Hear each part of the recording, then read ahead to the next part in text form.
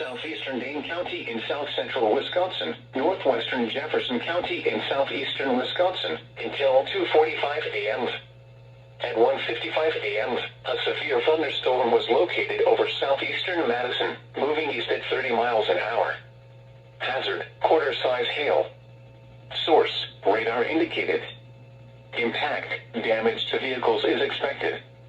Locations impacted include Madison, Sun Prairie, Fitchburg, Watertown, Fort Atkinson, Jefferson, McFarland, Monona, Lake Mills, Marshall, Waterloo, Cottage Grove, Johnson Creek, Deerfield, Shorewood Hills, Cambridge, Maple Bluff, Lake Ripley, Milford, and Utica. For your protection, move to an interior room on the lowest floor of a building.